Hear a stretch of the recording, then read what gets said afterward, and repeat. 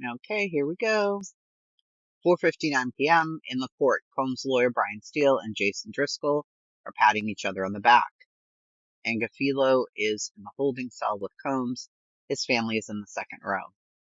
Combs' lawyer A, Alexandra Shapiro, and Tenny Garagos emerge from the holding cell, still waiting for Sean Combs to be brought in to the courtroom by U.S. Marshals.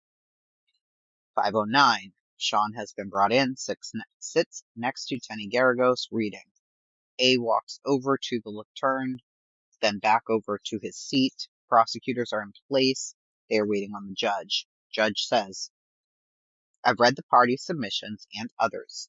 The jury convicted the defendant of counts 3 and 5. For the following reasons, bail is denied. Judge, even if the defendant was solely required to show that he is not a danger to the community, he could not meet that burden. Prior to the trial, the court denied bail and sees no reason to reverse that now. The defense conceded the defendant's violence. His violence is depicted in the video of Cassie Ventura. The defense admitted this is a terrible moment. Domestic violence is the issue, is what she said. It wasn't only that. There was the London hotel incident. There was violence after the searches in this case. As to Jane, there was June 2024 after the searches of Combs' residence. This evidences a disregard for the law and a propensity for violence. The court takes no position on what it will consider at sentencing, nor what the sentence will impose. But here, the burden is on him and he cannot carry it. The defense argues that the guideline starts at 21 months. The U.S. says 51 months. He's done 10. I am setting sentencing for Friday, October 3rd at 10 a.m. I am willing to expedite it. Combs' lawyer, we would like it expedited. Judge, we will need an expedited pre-sentencing report from probation, but I will be available at any time. Judge, there is a great divide on the sentencing guideline. I see that Miss Comey has her statute book open. AUSA Comey, the rule required the preparation of a report. Absent a reasoned waiver, probation may be able to expedite. Judge, update me by July 8th at noon, and we will hold a hearing on the afternoon of July 8th. Combs' attorney, Your Honor has a lot of information from presiding over the trial. We want the sentencing as soon as possible. Other Mann Act cases, they're nothing remotely similar to this. The cases were reviewed involving defendants making money, millions, involving minors. That's different here, are the facts. From our letter, see United States versus Dillon. Actually, it's United States versus Dillon Jordan. There was the Emperor's Club case of the former governor of New York. We understand this is moving quickly. The issue for us, if we had more time, we could have shown extraordinary circumstances. Judge, you conceded violence in your closing.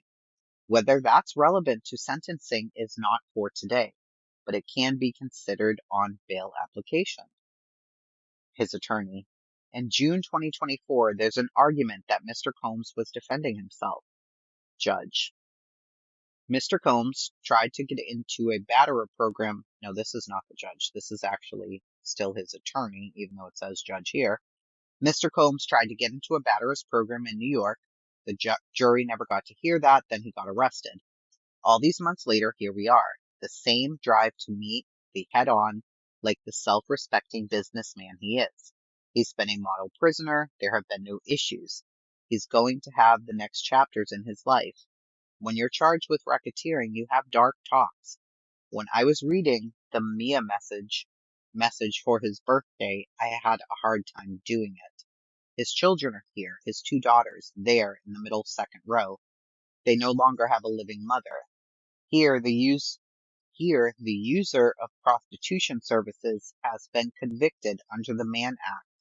He was acquitted of violence for sex trafficking. He wants to talk to you. Let me check. Judge, okay, check. Miss Comey? AUSA Comey. His brazenness is almost unmatched. The suggestion that it was self-defense is insulting. He slapped her in the shoulder, and he had drugs in his New York City hotel room. He invited Jane. Combs' attorney: we could craft conditions. Would the court be open to us putting together a bail package? I'm happy to do so. Judge: the bail application is denied. We'll receive hopefully a joint proposal on expedited sentencing on Tuesday and a hearing at 2 p.m. Then they adjourned that. So let's read why the judge is allowed to consider this, even though he was found innocent of those specific. Okay, so how can a judge consider an alleged violent conduct despite him being acquitted? Under U.S. federal law, judges are permitted to consider a wide range of information when making a decision about bail and sentencing, even conduct the defendant was not convicted of, which I thought was just crazy, so I had to do some research on it. But the legal standard, lower than beyond a reasonable doubt. At trial, guilt must be proven beyond a reasonable doubt.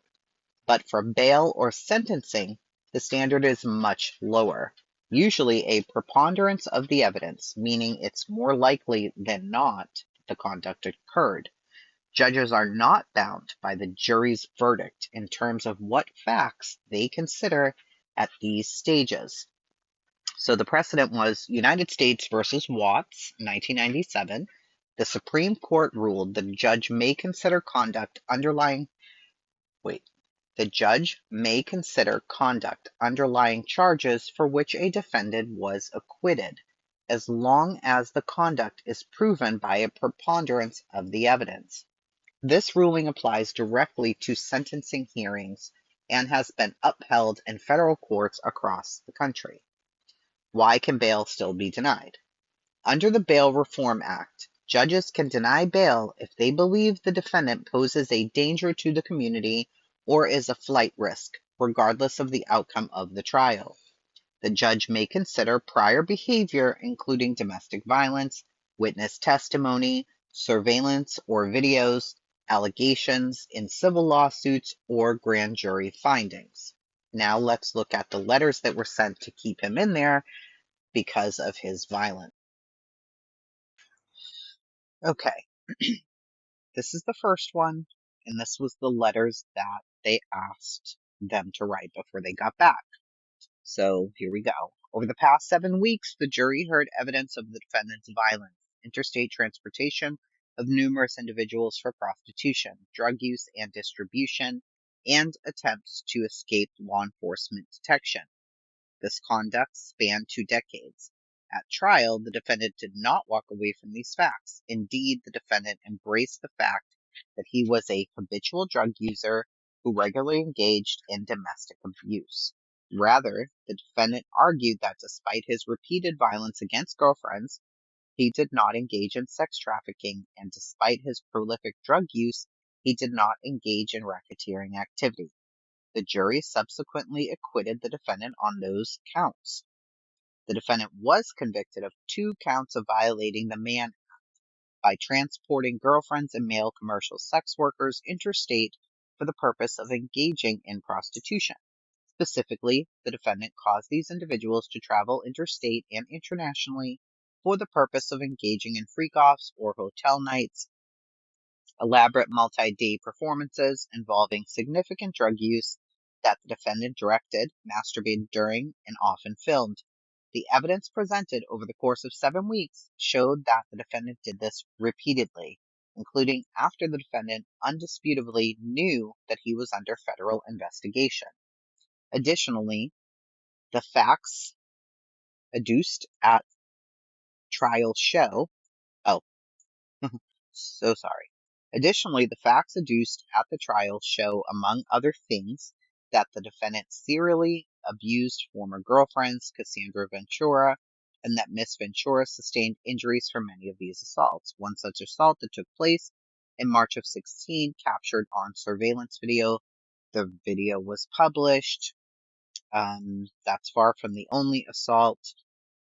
Okay, continue. We all know about that. In June of 2024, the defendant choked, kicked, and punched another girlfriend, Jane. and then directed her to take drugs and perform in a freak-off. This incident occurred months after the defendant's residences were searched by federal agents, when the defendant unquestionably understood he was under investigation for sex trafficking by force, fraud, and coercion. The facts at trial also showed the defendant regularly bought and consumed drugs, including drugs he provided to Ventura during freak-off.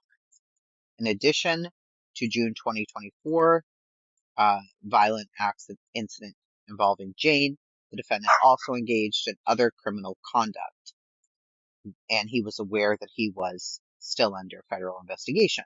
In March of 2024, searches of the defendant's residence, law enforcement recovered narcotics, 3 separate firearms with defaced serial numbers. As recently as August of 2024, a mere month before his arrest, where Jane had sex with an escort in front of the defendant at the defendant's 2-Star Island residence. Indeed, the defendant was planning to fly Jane to New York for that same purpose in September of 2024, days before his arrest. In September of 2024, at the time of his arrest in Manhattan, law enforcement recovered $9,000 in cash and drugs, including MDMA and ketamine, from the defendant's hotel room. Okay. So, then there was this one from Cassie's attorney. We respectfully request that the court deny Mr. Combs to be released pending his sentencing on his 2 convictions under pursuant to the Bail Reform Act. Detention is mandatory post-conviction on these charges, and Ms. Ventura believes that Combs is likely to pose a danger to the victim who testified in this case, including herself as well as the community. Let's see.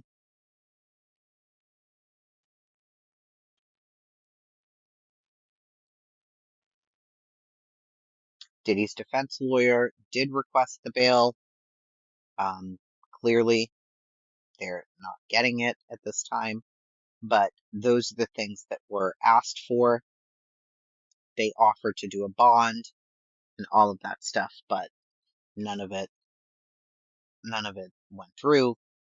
So they'll have a hearing, it looks like, on July 8th, and on July 8th, they're going to discuss whether or not they're going to expedite all of these things to have the sentencing hearing in October or before that. Will it be July? Will it be August? Or are they going to keep it where it was? So I guess we're going to find out.